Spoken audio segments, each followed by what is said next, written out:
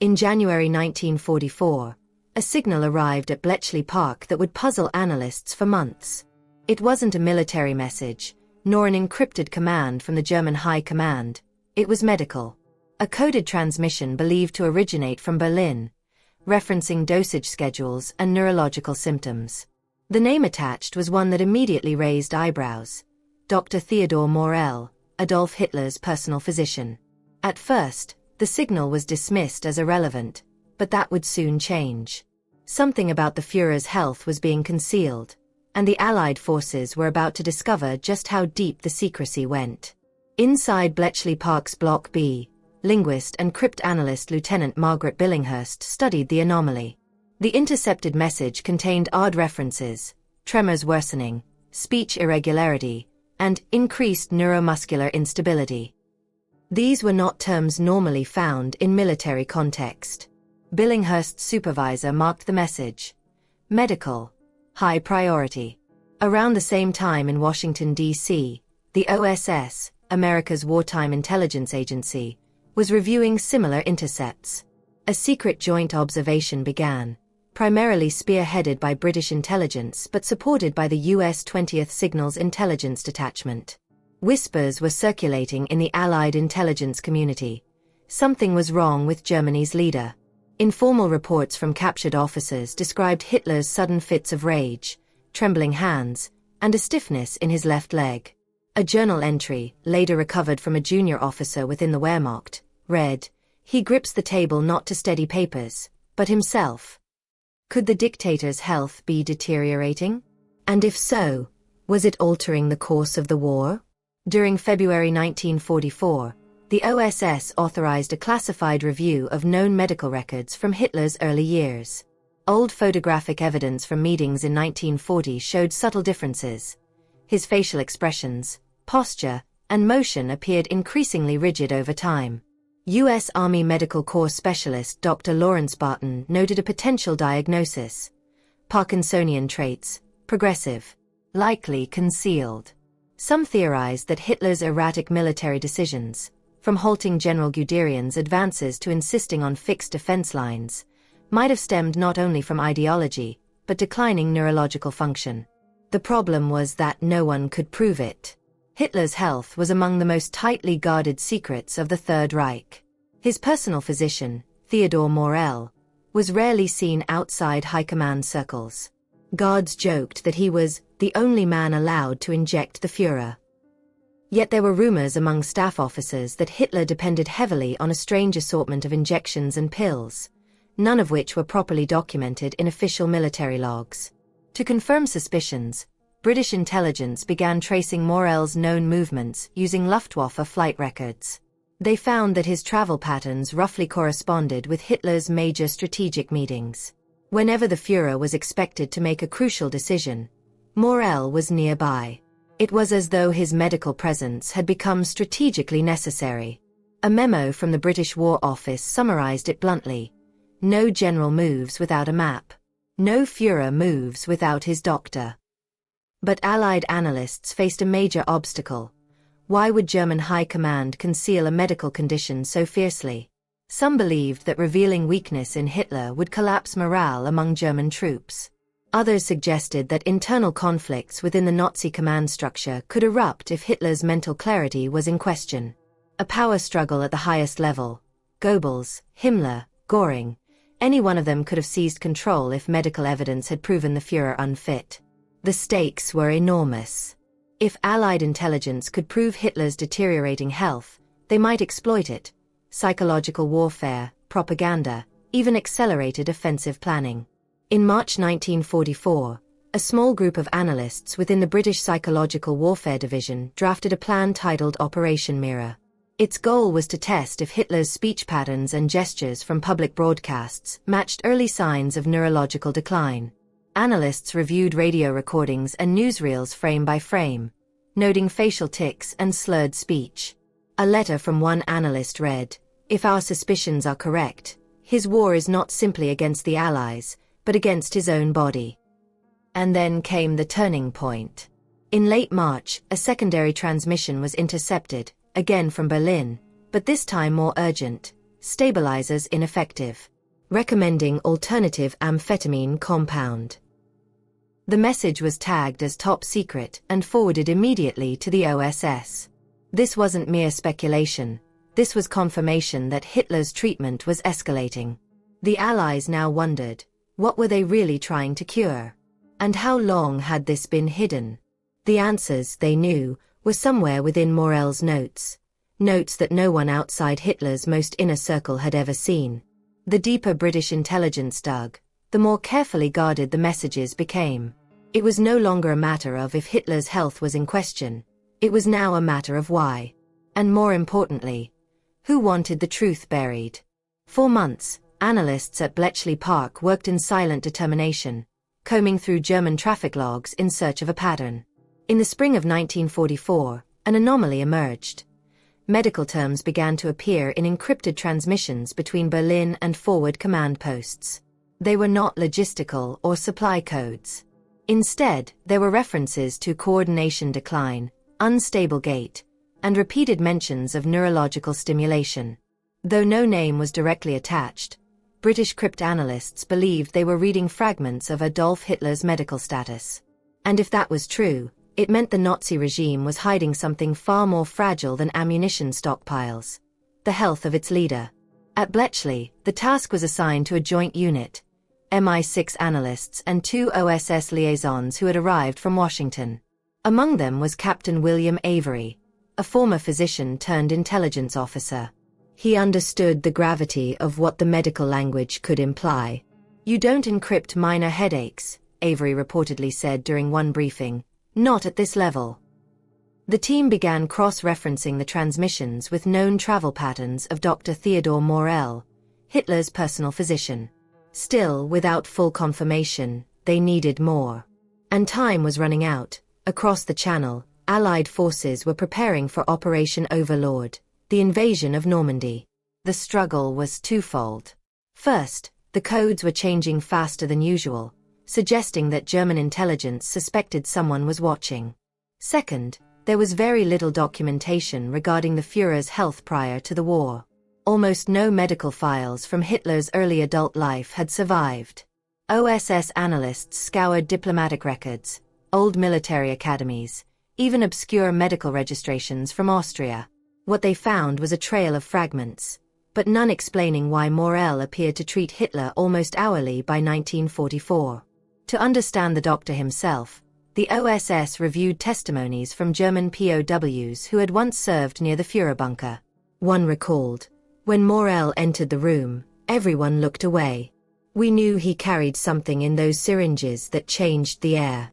Another, a junior staff assistant, claimed that Hitler often emerged from sessions with Morell, shaking, pale, then suddenly alert again, too alert. It was known that Morell carried several substances: Eucadol, a potent opioid, Vidamultin, Benzedrine, caffeine solutions, and a mix labeled Coramine, Eucadol. To an ordinary soldier, these meant little. But to a trained medical team, it revealed something alarming. The Führer was being propped up by heavy chemical intervention. The OSS began to compile all medical mentions into a single classified file. Medical Anomaly Case #204F. The question being explored was simple, but potentially war-changing. Could Hitler be mentally or physically unfit to command? If so, Allied strategy, and possibly the Allied propaganda effort, could be shaped around this weakness. However, without confirmation, no government was willing to deploy such intelligence publicly. Weakness had to be proven before it could be used. By mid-May 1944, a captured German liaison officer from the Eastern Front claimed that Hitler had retreated from some military decisions entirely, delegating more power to his generals. But in moments of crisis, he allegedly returned, with extreme intensity, as though revived. British intelligence began analyzing Hitler's public broadcasts, measuring speech rhythm, body tension, and posture. One analyst wrote, "Left arm tucked too often, stride inconsistent, eyes twitch when fatigued, signs of neurological disorder." Officially, this was merely observation. Unofficially, it was suspicion evolving into certainty. This growing pattern led to a critical moment. a coded note surfaced from within Berlin, believed to be authored by Morell. It was intercepted by RAF-Y service operators monitoring Luftwaffe channels. The message, translated, read, "Symptoms accelerating. Need stronger restorative agent before next briefing." The date was June 4, 1944, 2 days before Allied troops would land on Normandy beaches. The timing shocked British command. Could the Führer's own health affect the outcome of one of the most critical invasions in history? The Allies were forced to consider an unspoken strategy, one never formally written, but deeply calculated.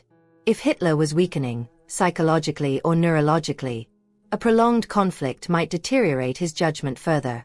Total warfare would then serve a secondary purpose: time as a weapon. Psychological warfare teams began drafting hypothetical speeches that could exploit this information, though none were used.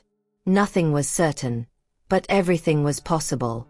The story of Hitler's health had become a battlefield of its own, one fought in silence, in signals, and in shadows between analysts who never fired a shot.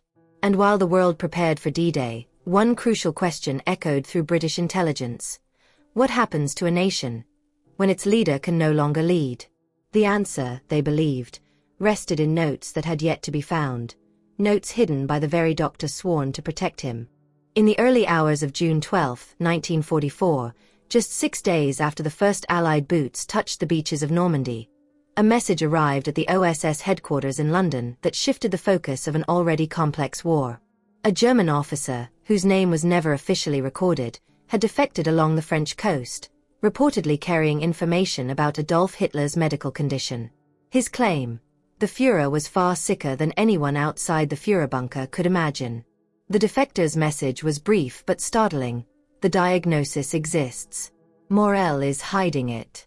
They fear the generals will act if they know. Within 48 hours, a joint Allied task group formed under the codename Project Halberd, consisting of MI6 operatives, OSS analysts, and 2 specialists from the U.S. Army Medical Corps.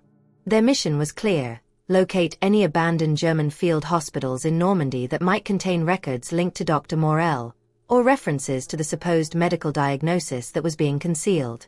The idea was not to capture a person, but a paper. A single document could reveal more than any interrogation. The search began near Corentin, France. Paratroopers of the U.S. 101st Airborne Division had secured parts of the town during heavy fighting, leaving behind ruined medical stations used briefly by retreating German units. Intelligence officers combed through destroyed buildings, attempting to locate any intact papers. They found blood-stained medical logs, scattered ampoules, and hastily burned pages, but some corners survived the flames. One fragment mentioned a series of injections: Vitamultin, Eucadol stimulants required prior to briefings. No patient name was included, but analysts immediately suspected the source. One physician within the task group, Captain Arthur Fleming, noted that the dosage patterns, especially of Eucadol, were consistent with someone suffering from severe physical or neurological decline. This was more than battlefield medicine. These were signs of dependency. Fleming wrote in his notes: whoever is being treated is not being cured. They are being sustained. By late June, Allied forces swept further inland. In the town of St. Lo, a small medical outpost was discovered with partially surviving documentation. But something strange appeared: the names of each patient had been scratched out with razor precision, leaving only numeric tags. A German stretcher-bearer, captured nearby, claimed that these redacted records were standard procedure when high-ranking officers were involved. Sometimes, he said under interrogation, they didn't even use names, just initials. Those initials rarely survived on paper. As Allied troops pushed forward, the search scaled with them. Project Halberd officers moved with reconnaissance groups, quietly checking every abandoned medical station left behind by the Wehrmacht. Many records were missing entire sections. Some were deliberately water-stained. Others were melted to the metal tables they once laid upon. It seemed as though someone, perhaps under direct order, was erasing history in real time.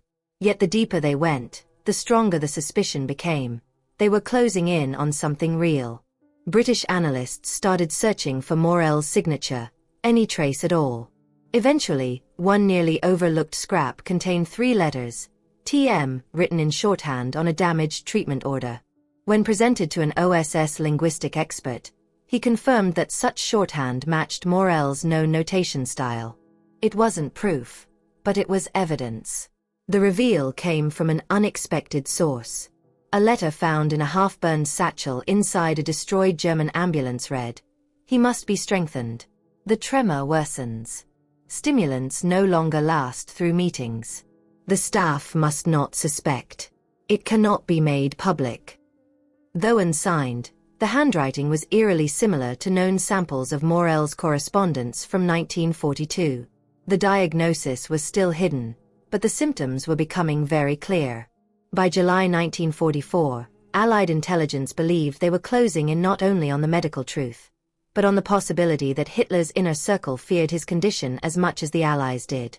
Some speculated that high-ranking officers, already frustrated by the war's direction, could revolt if they believed Hitler was unfit to lead.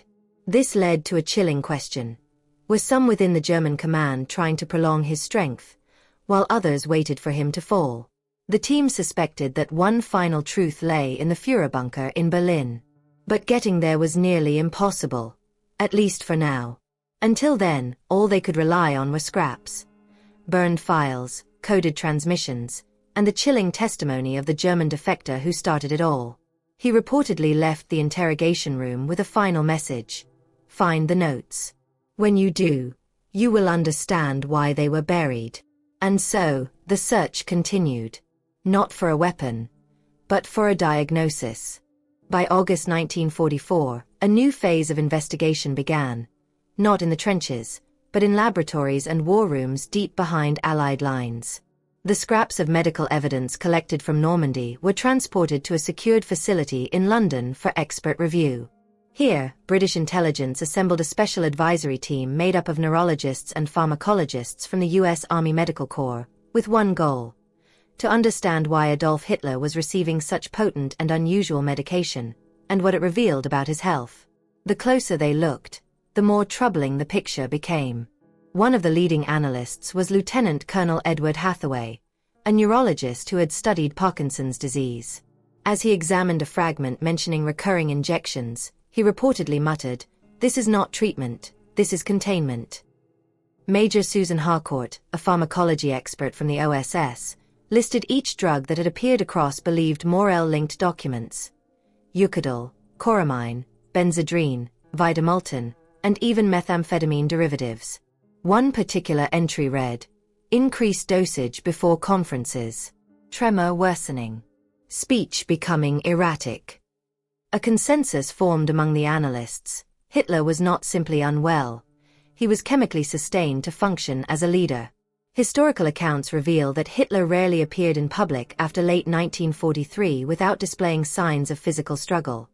His left hand often trembled, facial muscle rigidity was visible, and his gait appeared uneven. Allied intelligence secretly reanalyzed his filmed appearances from 1942 to 1944 frame by frame, comparing posture and movement. The contrast was undeniable. In earlier footage, he appeared sharp and controlled. In later clips, his left arm hung stiffly while his right moved almost frantically to compensate. Major Harcourt concluded, he walked like a man fighting his own body. To support the analysis further, British researchers examined reports from interrogated officers who had attended strategic briefings with Hitler. One such account came from Oberleutnant George Krantz, captured near the Rhine. He claimed, some days, he could barely rise from his chair. Morell would arrive, and after that, he would speak for hours, as if injected with fury. Another officer, taken captive in Belgium, described Hitler's eyes as vacant in the morning, burning by afternoon. These testimonies gave insight into the rhythm of his condition: cycles of fatigue, followed by sudden bursts of energy that seemed unnaturally timed. By late September 1944, Allied medical analysts proposed 2 potential explanations: Parkinson's disease, or a form of extreme psychological instability exacerbated by drug dependency. The former would align with muscle rigidity and tremors. The latter, with rash decision-making and intense mood swings. British command reviewed both theories and drafted a confidential internal memo. If Führer is ailing, his condition may erode command judgment over time. This factor should be exploited. Yet no action was taken publicly. Intelligence was cautious. Speculation alone could not serve as strategy. But the greater mystery remained. Why was the diagnosis almost certainly omitted from official German logs? Why had names been scratched out at field hospitals? Why were prescriptions coded? And why was Morel never seen filling out traditional medical documents? The secrecy suggested fear not of the Allies, but of internal collapse.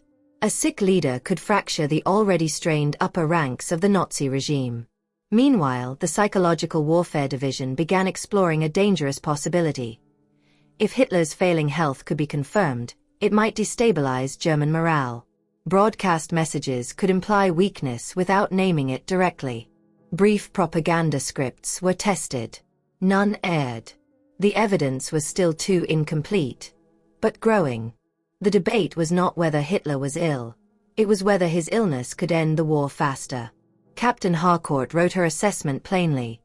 In a battlefield, weakness leads to defeat. In a dictatorship, weakness leads to a coup. Some believed this was exactly what factions within German command feared most. As the Allied front advanced across France, the investigation confronted yet another disturbing revelation. Hitler was not receiving treatment to recover. He was receiving drugs to function. This led to a chilling possibility. The Führer was likely aware of his condition. And if he was aware, then his behavior, as aggressive, inconsistent, and erratic as it had become, might have been an attempt to mask instability with brutality. A dying man leading an army. A sick mind commanding millions. Still, the most important piece was missing. The diagnosis. Not what his symptoms suggested. Not what analysts theorized. The real document. Morel's real conclusion. The one they believed Germany's high command had suppressed.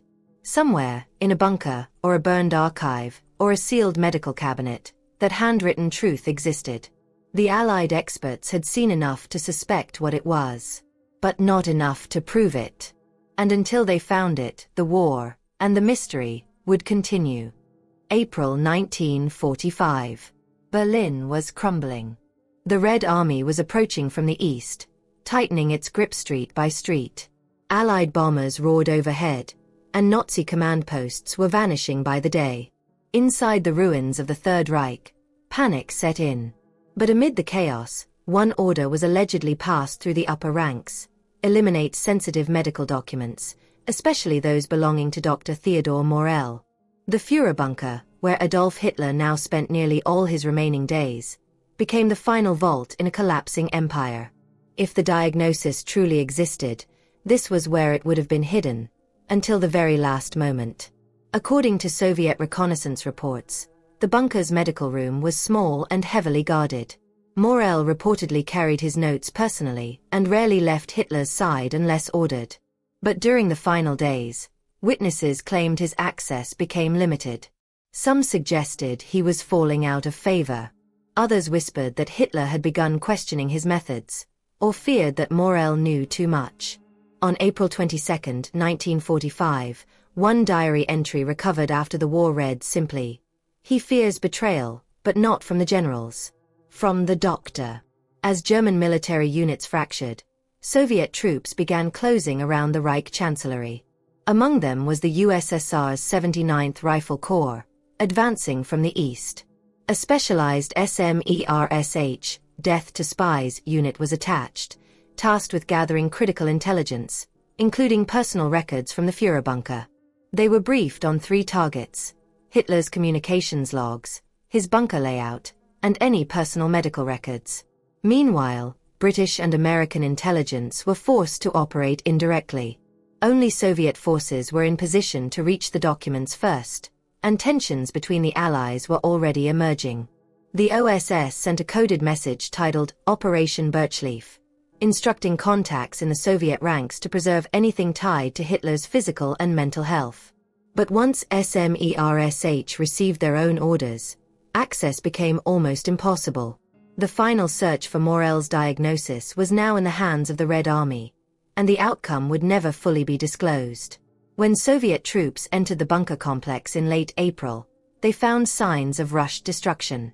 Records had been burned in metal trays, cabinets were smashed, and several folders were dissolved using a corrosive agent believed to be acetone.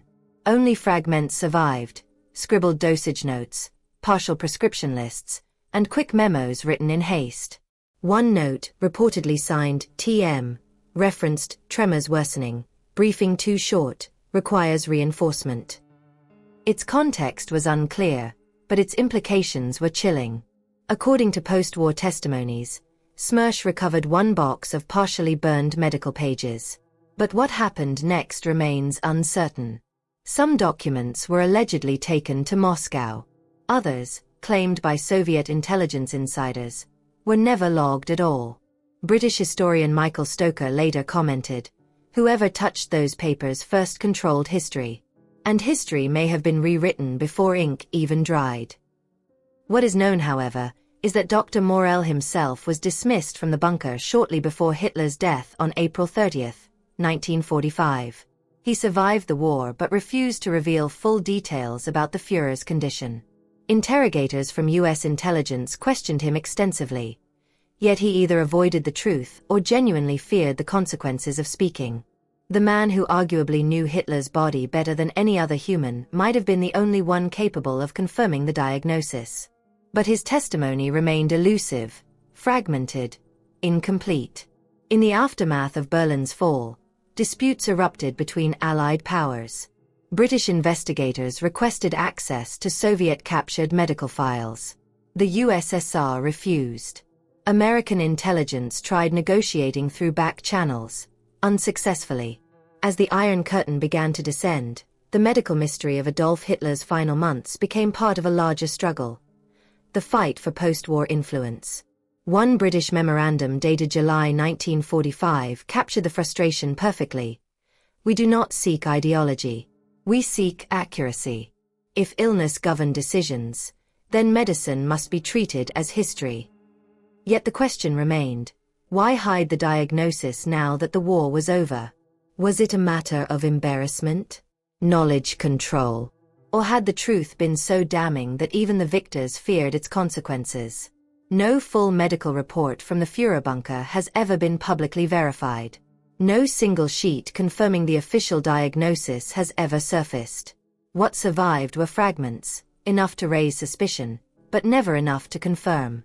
As Cold War tensions rose, the truth about Hitler's health slipped quietly into the shadows. And somewhere, perhaps in a forgotten archive, or burned beyond recognition, lay the final words of the man who knew it all: Dr. Theodore Morell. The doctor with notes the world was never meant to read. The war ended, but the questions did not. As Europe rebuilt itself and the world stepped into the age of the Cold War, Allied governments quietly began their own post-war investigations into Adolf Hitler's medical condition. These were not public inquiries, nor were they ever officially acknowledged. In London, Washington, and Moscow, classified files were opened under tight supervision. Their purpose: determine whether illness, rather than ideology alone, had shaped the final decisions of the Third Reich. In late 1945, a joint Allied intelligence report was drafted by the British War Office and the OSS titled Medical Review: Führer Behavior 1942-45. Only a few copies were printed and access was limited to senior intelligence officials. It compiled testimonies, fragments of prescriptions, and analysis of Hitler's body language from newsreels and speeches. The report stopped just short of drawing firm conclusions, but its final paragraph contained a chilling observation: "We suspect a neurological decline. We cannot confirm it, but it may have altered the course of the war." One section of the document referenced missing files, medical documents recovered by the Soviets from the Führer bunker, believed to be in Moscow. Despite repeated diplomatic requests, the USSR released nothing. American analysts believed that the Soviets might have withheld the files to maintain moral leverage over the Western Allies. The British suspected something darker. If Hitler's health had been severely impaired, acknowledging it might have raised questions about the legitimacy of certain strategic decisions during the war. A sick leader, they argued, could have been exploited. And exploitation could have influenced battlefields. By 1947, both the US and UK quietly deployed medical analysts to review known footage of Hitler during key wartime conferences. One analyst at the Royal Army Medical College noted, "The left side tremor aligns with classic Parkinsonian onset. Observe gait in 1944 briefings. Notice arm rigidity." But suspicion, no matter how strong, was still not evidence. As the Cold War settled in, intelligence focus shifted away from medical mysteries and toward geopolitical threats. The diagnosis rumor slowly faded from official channels, but in smaller circles, it never died. Decades passed. Files were declassified, some only partially so.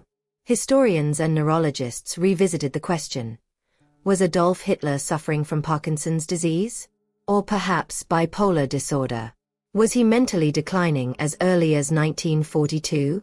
If true, was he truly in control of his decisions? Or merely trying to maintain the illusion? Dr. Richard Oppen, a neurologist who examined propaganda footage years later, said in an interview, "His eyes show a man constantly fighting something unseen, not a vision, but a tremor." Still, no definitive diagnosis has surfaced. A rumor persisted among veteran OSS personnel that a complete assessment was once written, a full medical conclusion by Morell, but never released. Some even claimed that a Soviet archivist in Moscow mentioned a locked cabinet containing burned but semi-legible notes. No photograph, no transcript, no citation has ever confirmed it. And so, history remains divided. To some, Hitler's decline was purely ideological, a man consumed by power and hatred. To others, his increasing instability reflected deeper medical decay, concealed by those who feared its consequences. Illness, they believed, had become a hidden variable in the outcome of the war. Modern historians have posed a haunting question.